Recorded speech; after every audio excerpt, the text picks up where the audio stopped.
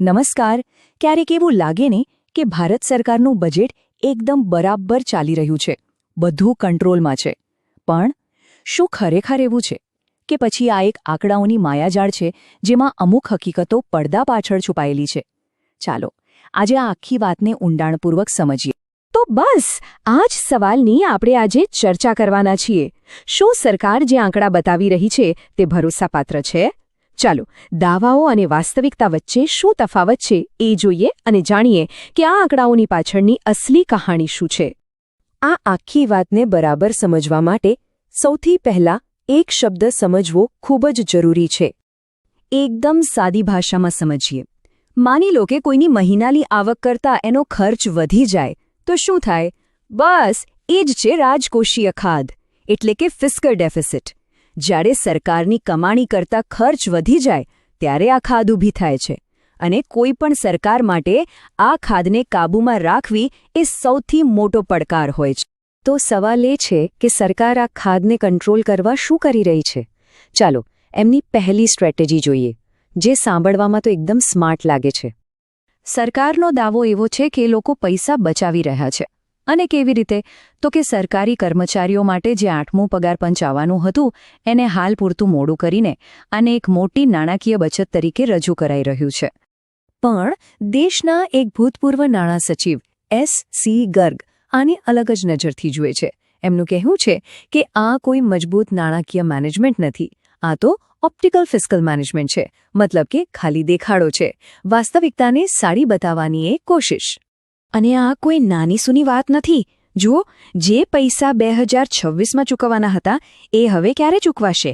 Report બનશે, સમીક્ષા થશે, અને સંભવ છે કે એની ચૂકવણી 2028-29 સુધીમાં થાય.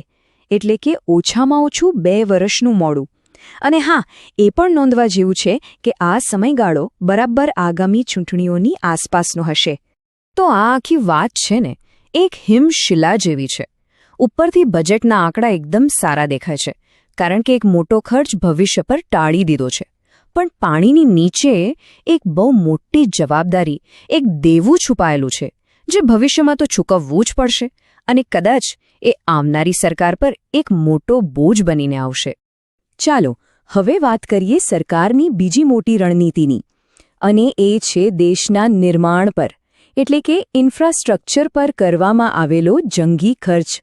2021થી સરકારની મુખ્ય વિકાસ નીતિ રહી છે કે ઇન્ફ્રાસ્ટ્રક્ચર પ્રોજેક્ટ્સમાં જોરદાર રોકાણ કરો, જેને આપણે ટૂંકમાં કેપેક્સ એટલે કે કેપિટલ એક્સપેન્ડિચર કહીએ છીએ.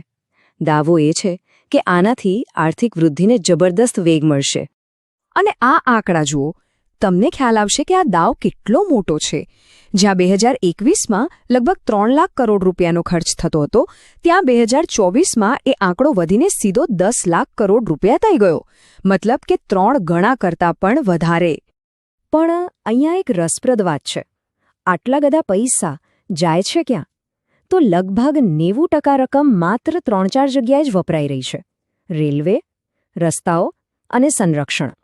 મતલબ કે આ ખર્ચ બહુ વ્યાપક નથી, પણ અમુક ક્ષેત્રોમાં જ કેન્દ્રિત છે.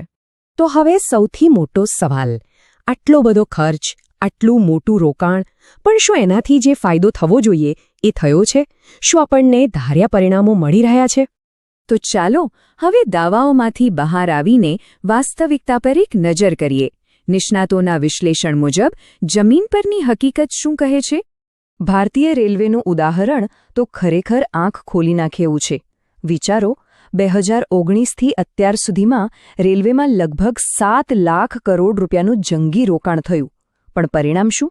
આશ્ચર્યજનક રીતે 2019ની સરખામણીમાં આજે ઓછા લોકો ટ્રેનમાં મુસાફરી કરી રહ્યા છે. આ સ્પષ્ટપણે બતાવે છે કે ખર્ચ અને પરિણામ વચ્ચે ક્યાંક બહુ મોટો તફાવત છે. અને આ કહાણી માત્ર રેલવેની નથી, બીજા ક્ષેત્રોની હાલત પણ કંઈક આવી જ છે. રસ્તાઓની વાત કરીએ તો ત્યાં પણ મોટી ખાધ છે. અને તાજેતરમાં જે કેપેક્સ ખર્ચ બતાવવામાં આવ્યો એમાંથી મોટો હિસ્સો તો નેશનલ હાઇવે ઓથોરિટીની જૂની લોન ચૂકવવા માટે વપરાયો. અને સંરક્ષણનો ખર્ચ, હા, એ દેશની સુરક્ષા માટે ખૂબ જ જરૂરી છે, પણ એનાથી અર્થતંત્રને સીધો અને વ્યાપક વેગ ઓછો મળે છે. અને હવે સૌથી ચોંકાવનારી વાત, આટલી બધી જાહેરાતો અને દાવાઓ છતાં છેલ્લા 2 વર્ષથી આ કેપેક્સ ખર્ચ વાસ્તવમાં લગભગ અટકી ગયો છે, સ્થિર થઈ ગયો છે. આ એક બહુ મોટો સંકેત છે. કદાચ સરકારને પણ અંદરખાને એવું લાગી રહ્યું છે કે આ વ્યૂહરચના ધાર્યા પ્રમાણે કામ નથી કરી રહી. તો ચાલો હવે આ બંને મુદ્દાઓને જોડીએ. પગાર પંચને ટાળવું અને કેપેક્સ પર મોટો ખર્ચ કરવો. આ બંને પાછળનું મોટું ચિત્ર શું હોઈ શકે? આ નિર્ણયો પાછળની અસલી રમત શું છે? જુઓ, આ એક જ સિક્કાની બે બાજુઓ જેવું લાગે છે. પહેલું પગલું, પગાર પંચ જેવી મોટી અને ફરજિયાત ચૂકવણીને ભવિષ્ય પર ટાળી દો, જેથી આજના બજેટના આંકડા સારા દેખાય. અને બીજું પગલું, કેપેક્સ જેવા હાઈ પ્રોફાઇલ પ્રોજેક્ટ્સ પર ખર્ચ ચાલુ રાખો, કારણ કે એનાથી રાજકીય માઇલેજ મળે છે, ભલે ને એનું આર્થિક વળતર શંકાસ્પદ કેમ ન હોય. પણ આ શોર્ટ ટર્મ ગેમના લાંબા ગાળાના પરિણામો શું હોઈ શકે? પહેલું, ભવિષ્ય પર એક મોટો નાણાકીય બોજ. બીજું, અબજો રૂપિયાનું એવું રોકાણ જેણે અપેક્ષિત આર્થિક વૃદ્ધિ નથી આપી. અને ત્રીજું, સરકાર જે આર્થિક ચિત્ર રજૂ કરી રહી છે અને જમીની હકીકત વચ્ચે એક મોટું અંતર.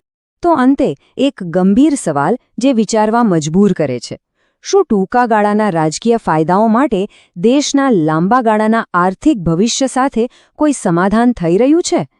આ વિશ્લેષણ પછી આ પ્રશ્ન પર વિચારવું આપણા બધા માટે ખૂબ જ જરૂરી છે.